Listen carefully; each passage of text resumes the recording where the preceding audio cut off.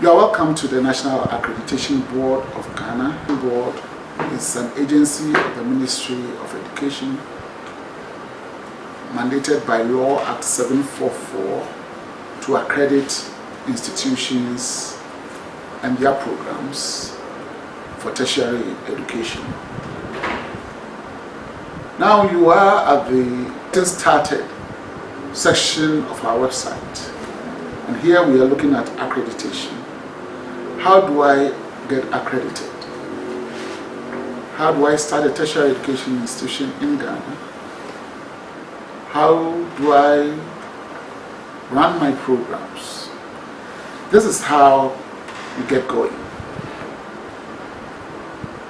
To get accredited in Ghana as a tertiary education institution, a prospective institution must first write to the National Accreditation Board declaring its intention to run tertiary educational programs in Ghana to get established as a tertiary education institution.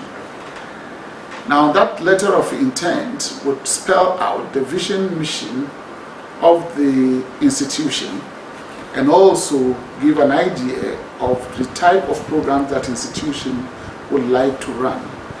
And the prospective institution would outline at least three names that it would like to use as an institution. The reason of indicating the name, the proposed name of the institution, is that not every name is acceptable by the National Accreditation Board in Ghana. So when the institution, the prospective institution, declares its intention to run, the National Accreditation Board will screen the names that the institution wants to use and approve or disapprove of the name based on its own set criteria. Now, the name of an institution is as important as the institution itself. So a name that sounds deceptive, for example, might not be accepted by the National Accreditation Board. A name of a private institution that suggests that the institution so to be established is a public institution when seen to be so is rejected by now, and the institution's mind drawn to it to have a change in the proposed name. Now once the name is approved by now, the institution, the prospective institution, is then free to approach the Registrar General's Department of Ghana to register the name of the institution as a legal business entity. Once the name is approved, the institution then writes to NAP to have an inspection of the place it intends to operate from.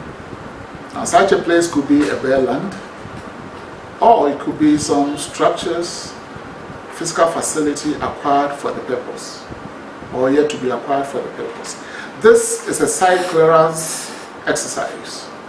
So National Accreditation Board visits the place and realizes that the place is suitable for tertiary educational institution.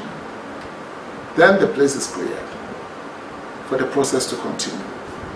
If a NAB has a problem with the place, the siting of the proposed institution, the institution is advised to find a new location.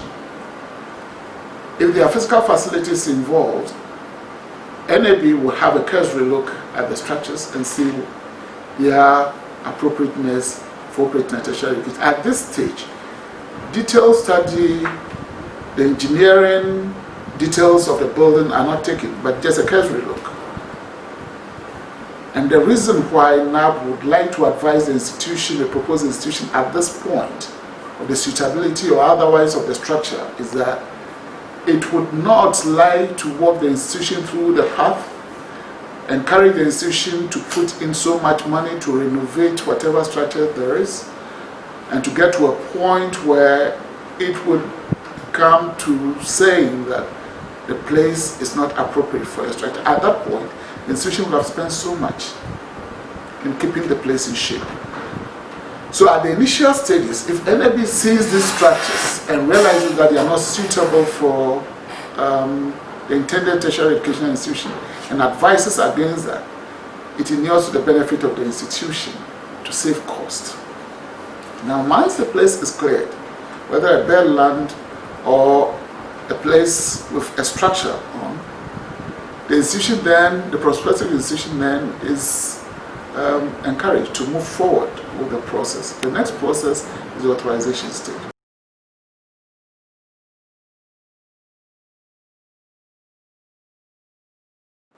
Authorization encourages you to continue to mobilize resources for the establishment of the intended institution.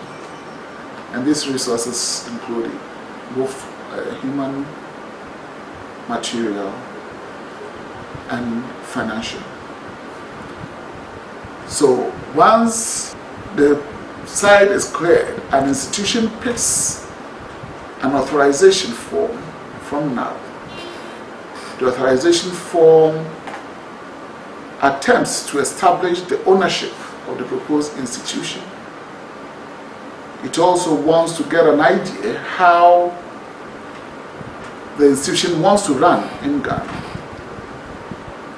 At this stage, not much detail is asked, but information that is considered adequate to establish the intention behind the establishment of the school is enough for now. And once that application is filled and sent to NAB, an appropriate fee is paid.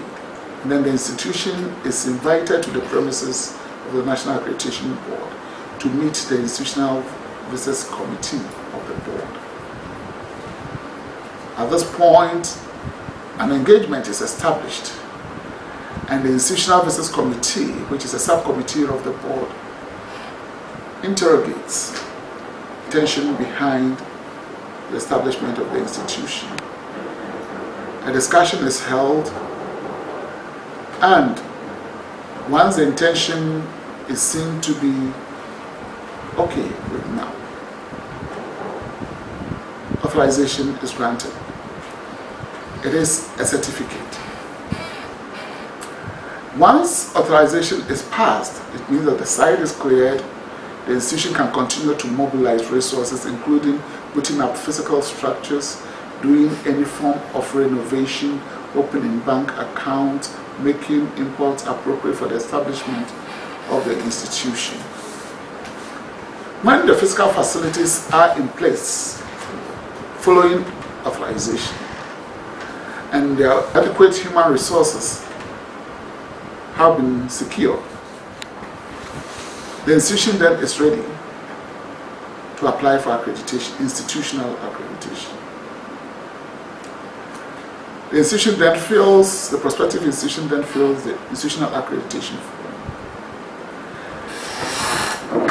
The institutional accreditation form is in 4 sections. The first section is a general information on the institution that explores more what the governance structure of the institution would look like, together with the appropriate policies that the institution seeks to operate with. The second section looks at the financial sustainability, or evaluates the financial sustainability of the proposed institution. The third section looks at the physical structures of the institution, and here is looking at the engineering appropriateness of the structures and adequacy of the space, and also of furniture and of whatever equipment that is required for the running of the institution. The last part of this instrument looks at sources of information that the institution is going to use to run. And here we are talking about library facilities. So once the institution completes these forms and submit them to NAB, the National Accreditation Board, experts are constituted to look at these various sections of the forms. And when these sections have been evaluated by NAB and found to be adequate, the institution is granted institutional accreditation. However, this institutional accreditation would not be given in the form of a certificate to the institution unless the institution has at least one program ready to run, because it is the belief of NAP is that tertiary educational institutions are set up to run programs. So if your institution is set to go and the program is not ready to run, it means that you are not really ready. But when the institution has a program ready to run, then institutional accreditation is needed. So usually, the first accreditation, institutional accreditation, is granted together with at least one program accreditation. So when everything is set with the institution is encouraged by National Accreditation Board to put in a program accreditation application.